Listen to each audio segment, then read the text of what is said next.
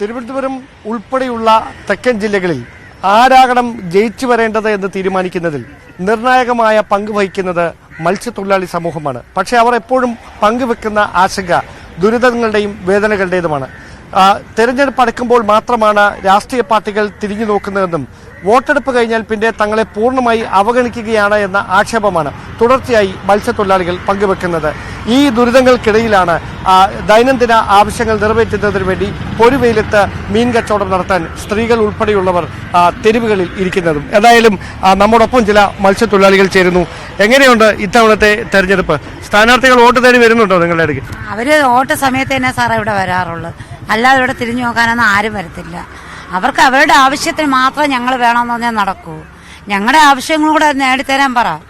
ഞങ്ങൾക്കൊരു റേഷൻ കാർഡിന്ന് ഒരു ഇത് വേണമെങ്കിൽ ഇപ്പം അത് അവിടെ ഇത് ചെയ്യണം, ഒപ്പിറ്റി നമ്പർ വേണം, അതെല്ലാം ക്യാൻസലായി.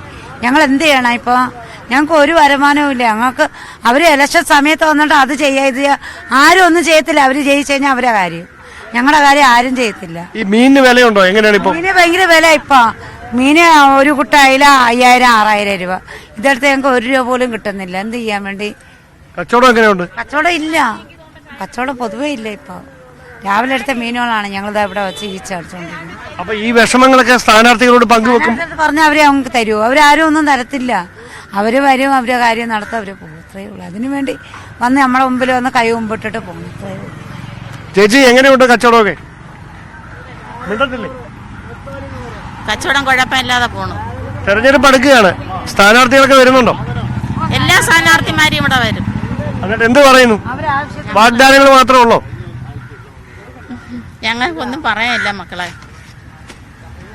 അപ്പോൾ അതാണ് അഭിപ്രായം. അവർ നിരാശരാണ്. കാരണം എല്ലാ തവണയും തെരഞ്ഞെടുപ്പ് അടുക്കുമ്പോൾ മാത്രമാണ് സ്ഥാനാർത്ഥികൾ വോട്ട് തേടി എത്തുന്നത് എന്ന ഒരു ആക്ഷേപമാണ്, അല്ലെങ്കിൽ അവരുടെ കാര്യങ്ങളിൽ കൃത്യമായി ശ്രദ്ധ ചെലുത്താൻ കഴിയുന്നില്ല എന്ന ആക്ഷേപമാണ് മത്സ്യത്തൊഴിലാളികൾ നമ്മളോട് പങ്കുവെക്കുന്നത്. അമ്മ, എങ്ങനെയുണ്ട് കച്ചവടമൊക്കെ? വളരെ മോശമാണ് മോനെ, വളരെ മോശമെന്ന് പറഞ്ഞാൽ 2.5 മാസമായി ഇതുകൊണ്ട് മാത്രം ജീവിക്കുന്ന അമ്മയാണ്. മക്കളില്ല, ഭർത്താവില്ല. എനിക്ക് വീട് പോയപ്പോൾ വീട് തന്നില്ല. വീട് തന്ന് 3 പ്രാവശ്യവും ലിസ്റ്റിൽ പേര് വന്നപ്പോൾ ഒരാണും 4 പെണ്ണും കൂടെ പറഞ്ഞു കൊടുത്ത് എനിക്ക് മുകളിൽ വീടുണ്ടെന്ന്. എൻ്റെ വീട് എൻ്റെ മോനും കൊടുത്ത് 24 വർഷം. അങ്ങനെ വീട് തന്നില്ല. ഞാനിപ്പോൾ അടുത്ത വീട്ടിലാണ് കിടക്കുന്നത്. ഈ സ്ഥാനാർത്ഥികളൊക്കെ വോട്ട് തേടി വരുന്നുണ്ടോ? വരുന്നുണ്ട്, ഇപ്പൊ വന്നോണ്ട് പോയി. അപ്പൊ എന്ത് പറയുന്നു? ഞാനൊന്നും പറഞ്ഞില്ല. പറയാത്ത എന്തെന്നറിയാമോ? ഒന്നും നടക്കൂല. ഇതൊരു പറ്റിപ്പാ. വോട്ട് സമയം വന്നവൻ കൈ കൂട്ടുന്നത് വെറുതെ. ഈ പറയുന്ന ഡിമാൻഡുകളൊന്നും അവൻ ചെയ്യൂല. പിന്നെ നമ്മൾ സംസാരിച്ചിട്ട് കാര്യമുണ്ടാ മക്കളെ? പെൻഷൻ വരെ കൊടുക്കുന്നില്ല. ഇത്ര കിഴവിമാര് കിടക്കുന്ന മക്കളെ ഈ പെൻഷത്തും കരുതി. ഈ പെൻഷൻ എന്തുകൊണ്ട് അവർ പിടിച്ചിടുന്നു? അവിടെയായിട്ട് വെട്ടി കോടികൾ, 35 കോടി 40 കോടി എന്തിനു ചെലവാക്കുന്നു? ഈ വയസ്സെന്ന ഒരു മനുഷ്യരെ അന്വേഷിക്കാനില്ലാത്തവർക്ക് ആ മാസം തോറുമുള്ള പെൻഷൻ ഇട്ട് കൊടുക്കട്ടെ. എന്തുകൊണ്ട് ഇവർ പിടിച്ചു വയ്ക്കുന്നു? ഈ ആവശ്യമില്ലാത്ത അവിടെയായിട്ട് കുഴികൾ വെട്ടി ജനങ്ങളെ കൊല്ലുന്ന കാര്യം എന്ത്? എല്ലാവരും ഉരുണ്ട് വീഴുന്നു, കിഴവികളൊക്കെ ഉരുണ്ട് വീഴുന്നു. അന്വേഷിക്കാൻ ആളില്ലാതെ വീട്ടിൽ കിടക്കുകയാണ്. വീടില്ലാത്തവരും ഉണ്ട്, ഉള്ളവരും ഉണ്ട്. എന്തൊരു പറയാനാണ്?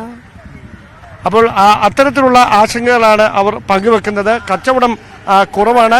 സ്ഥാനാർത്ഥികൾ തെരഞ്ഞെടുപ്പ് അടുക്കുമ്പോൾ മാത്രമാണ് വോട്ട് തേടി അവർക്കരികിലേക്ക് എത്തുന്നത് എന്ന പ്രധാനപ്പെട്ട വിമർശനമാണ് മത്സ്യത്തൊഴിലാളികൾ പങ്കുവെക്കുന്നത്. രജി, എങ്ങനെയുണ്ട് കച്ചവടം? ഒരു കച്ചവടവും ഇല്ല മോനെ. പെൻഷൻ കിട്ടുന്നത് വരെ കിട്ടുന്നില്ല. ഇവിടെ കടയിൽ പണിക്ക് പോയാൽ മക്കൾക്ക് പെൻഷൻ കിട്ടുന്നത് വരെ 100-200 രൂപ വീട്ടിൽ കൊടുക്കുന്ന അത് വരെ ഇല്ല. നമ്മളെങ്ങനെ കാക്കാൻ? ആർക്ക് വോട്ടിടണ്ടെന്ന് പറഞ്ഞുള്ള നടപ്പാണ് ഇവിടെ നടക്കുന്നത് മോനെ. ഈ കാര്യങ്ങളൊക്കെ അവരുമായിട്ട് പങ്കുവെക്കുന്നുണ്ടോ ഈ വരുന്നവന്റെ അടുത്ത്? അങ്ങനെ തന്നെ പറയുന്നു മോനെ. വോട്ട് ചെയ്യത്തില്ലെന്നാണോ പറയുന്നത്? ഓ ശരിയായ വാക്കാണ്. അപ്പൊ എല്ലാരും അങ്ങനെ തന്നെ വിചാരിച്ചുകൊണ്ടിരിക്കുകയാണ്. കച്ചവടമില്ല. ഈ പെൻഷനുകള് അത് വരുന്നില്ല. 7 മാസത്തോളമാകുന്നു മോനെ. ഇന്ന് പൊതുവെ വോട്ടിടൂല. അങ്ങനെ ഇടൂല പൊന്നെ. ഈ കച്ചവടത്തിൽ എന്തൊരു കിട്ടാൻ വേണ്ടി മക്കളെ? അങ്ങോട്ട് കൊടുക്കുന്നതല്ലാതെ ഇങ്ങോട്ട് എടുക്കാൻ 10 രൂപ വെറ്റേക്ക് കിട്ടുന്നില്ല മോനെ. സത്യമെന്ന് വിചാരിക്കും മോനെ. അപ്പോൾ ആ ആശങ്കയാണ് മത്സ്യത്തൊഴിലാളികൾ പങ്കുവെക്കുന്നത്. കാരണം തെരഞ്ഞെടുപ്പ് അടുക്കുമ്പോൾ മാത്രമാണ് സ്ഥാനാർത്ഥികളും മുന്നണികളും അവർക്കരികിലേക്ക് എത്തുന്നത്.